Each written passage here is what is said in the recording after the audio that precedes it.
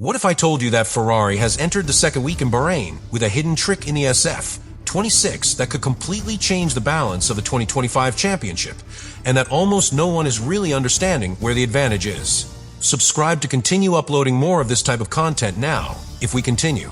Because we are not talking about a visible piece, nor an obvious improvement on the straight, nor a simple aerodynamic adjustment. We are talking about something much deeper. Something that begins to be noticed when the asphalt exceeds 30 degrees, when degradation appears, when the car has to survive more than attack. Ferrari enters the second week in Bahrain in a very different position than many imagined after Australia. Because if you stick only to the starters, you might think that the team is still chasing McLaren, that Red Bull is still a direct threat with Verstappen, and that Mercedes is beginning to wake up.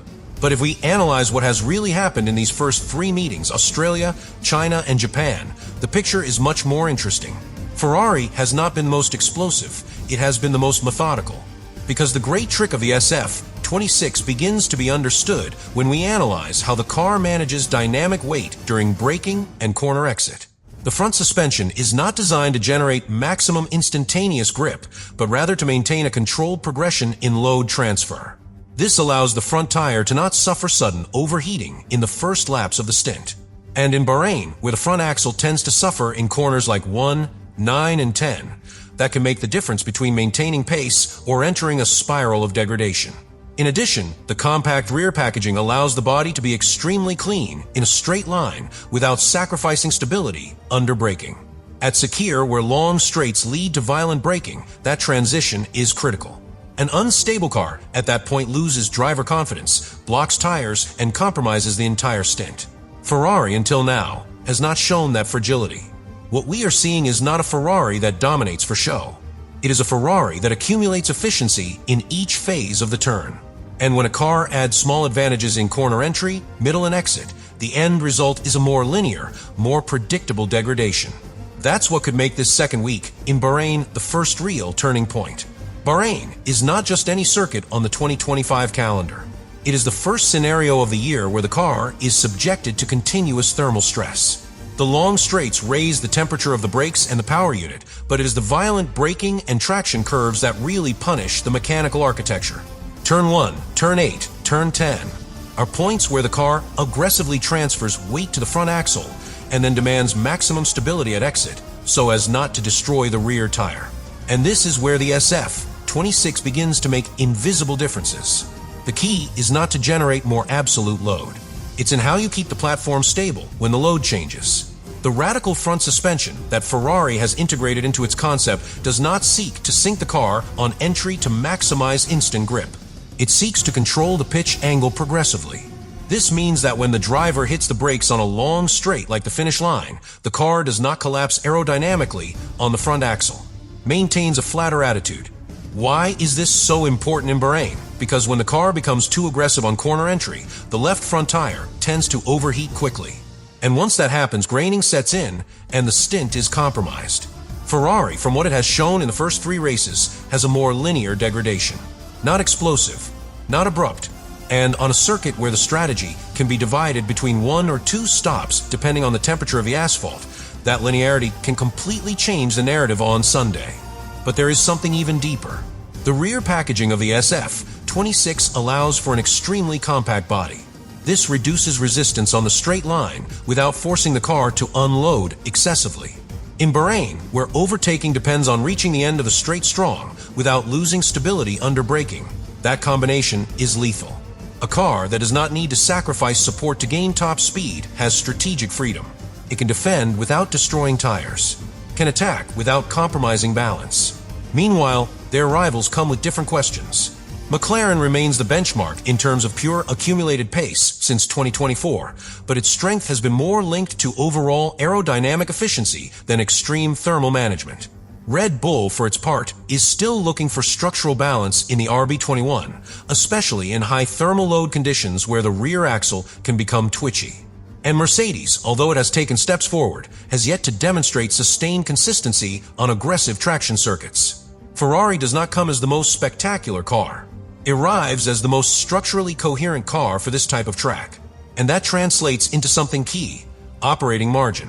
In Bahrain, teams often play with very specific suspension heights to optimize traction without sacrificing stability during slow changes of direction.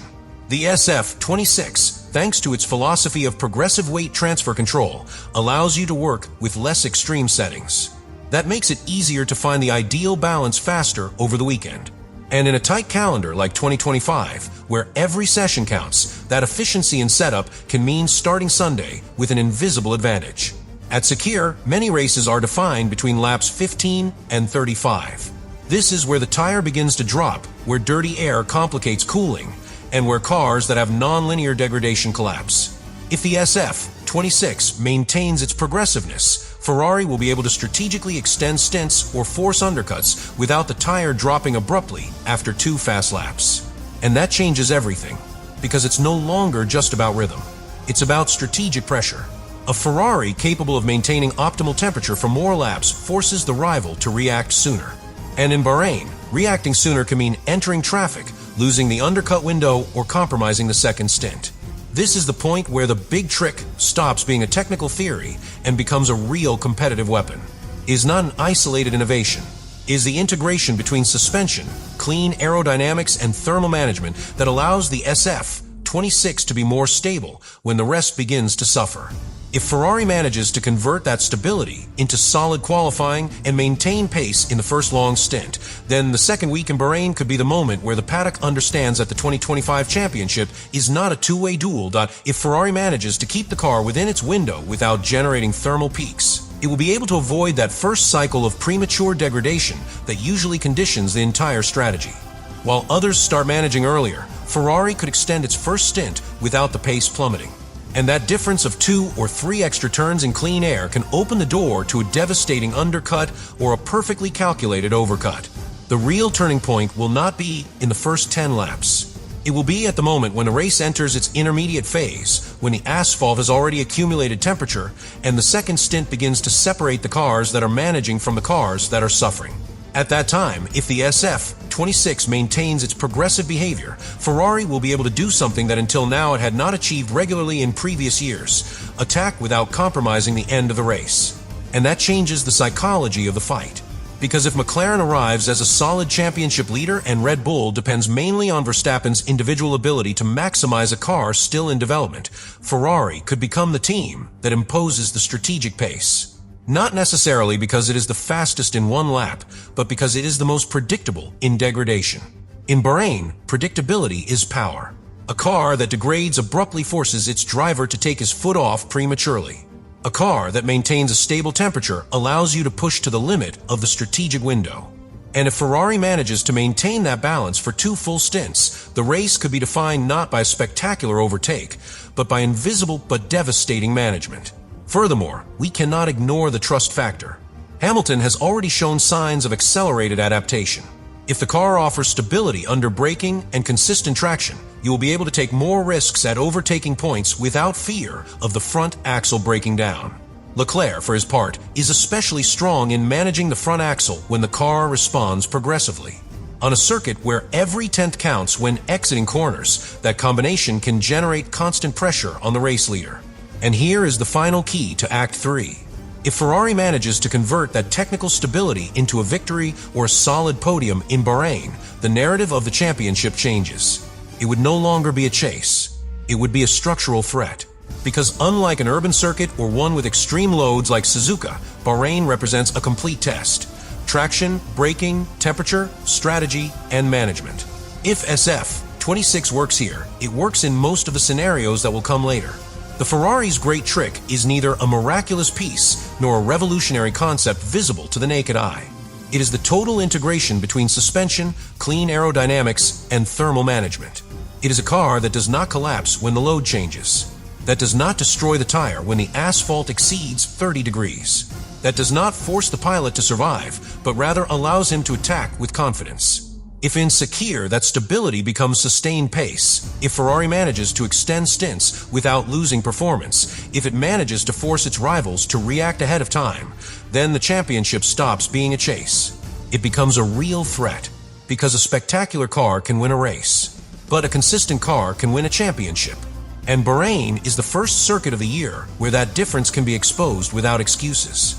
The big question now is not whether Ferrari can be fast. The question is whether the SF26 has just proven that it is the most complete car on the grid. Subscribe to continue uploading more of that content. Now you really think about all this.